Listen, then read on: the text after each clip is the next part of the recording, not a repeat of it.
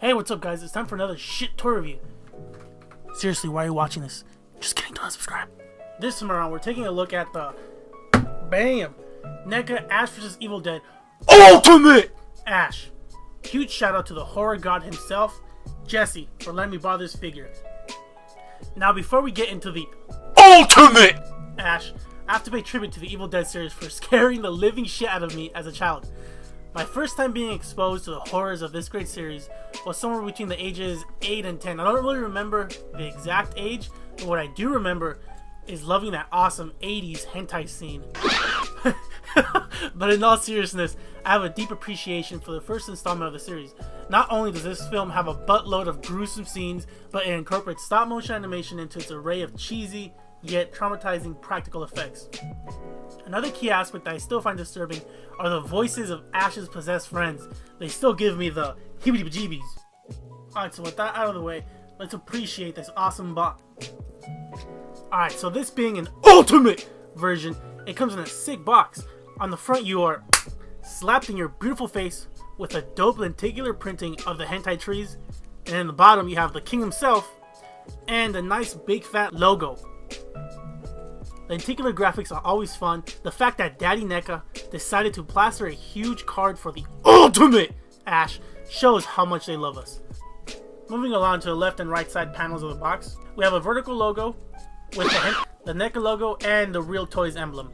And the back section features various photographs of Ash rocking most of his accessories and a little bio introducing Ash into the TV series. And now I can show you this. If this isn't beautiful, I don't know what is. This is why you cough up the extra dollars when it comes to NECA and their ultimate figures. You are blessed with a fuck ton of accessories and extras. I don't consider myself a collector whatsoever. I buy whatever I think is cool and I open it. But I can totally see myself buying 2 of these to keep one in the box. I mean, just look at it. Let's go ahead and unbox this bad boy. I fall in love too easily. Starting off with the heads, we're bestowed with 3 alternate beautiful head sculpts of the badass himself, Bruce Campbell. Random fact, Bruce Campbell voiced a protagonist in the PlayStation game Broken Helix. Hey, what are you looking at? What's your problem? You're still here. Why don't you lighten up, Frankenstein? If you don't follow your orders, I'll kill you. Oh, I'm so scared. You will be. The resemblance to Bruce is just spot on and crazy how well they were sculpted. We get an angry face, the people's eyebrow, batshit crazy blood flying everywhere face, and the stoic face that came already pegged on the figure. Let's get a closer look at these immaculate heads. What the fuck?!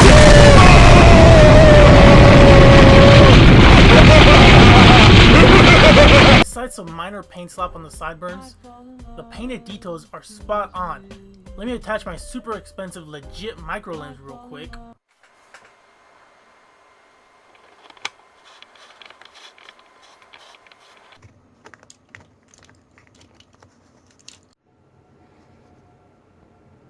Each head has a perfect set of eyes. How fucking amazing is that?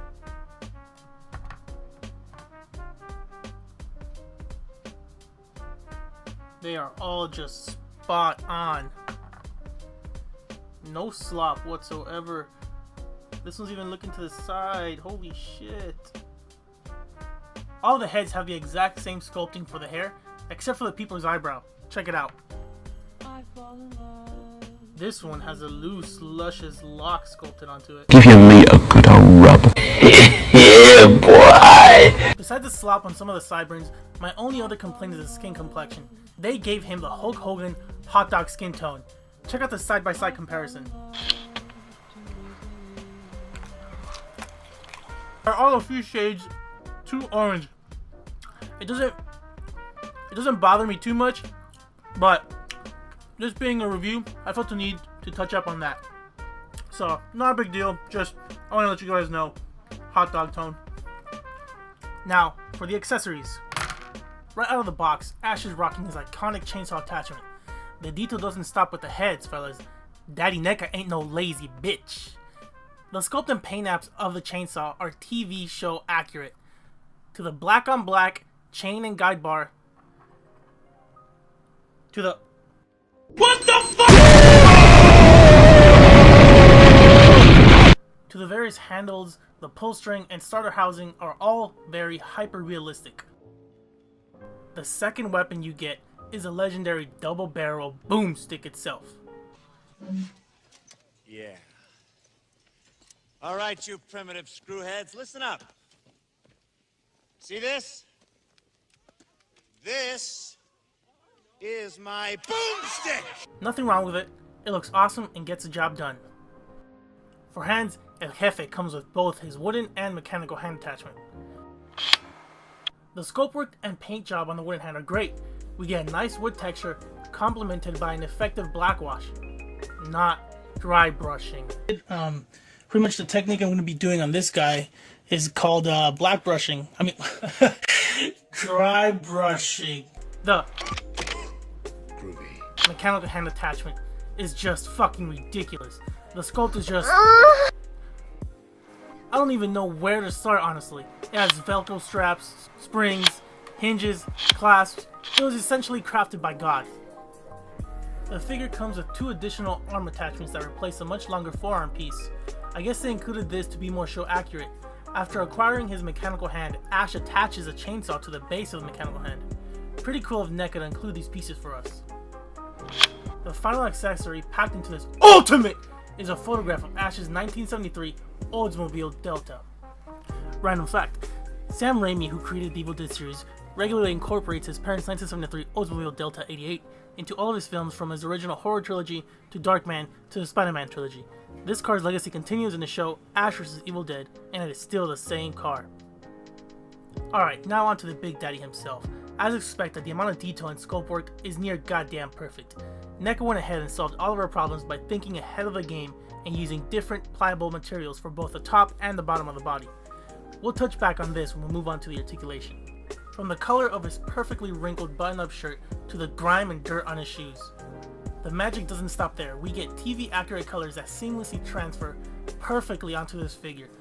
I could spend hours praising the figure's sculpt work and paint, but instead enjoy these highlight clips.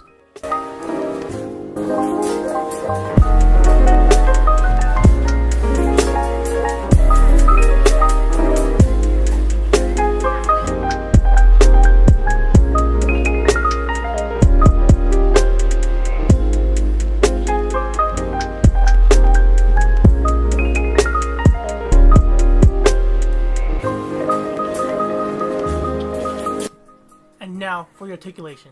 If you made it this far into the video, I appreciate you. If you aren't subscribed, hit your boy up with a sub and a bell icon for weekly shitty toy content.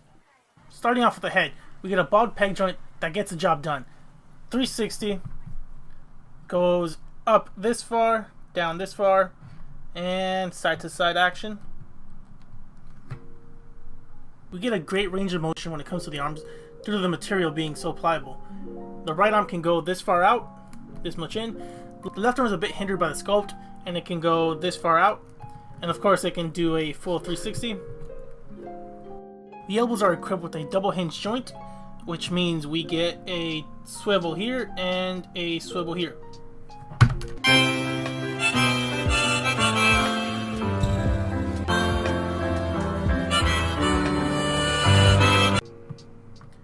We get an ab crunch underneath the shirt, but it's pretty much useless.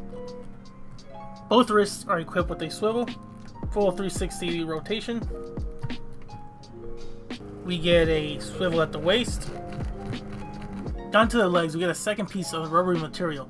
The hips are on hinge joints that, when combined with the flexibility of the rubber diaper, you get this awesome split action. And you also get a nice squishy ass.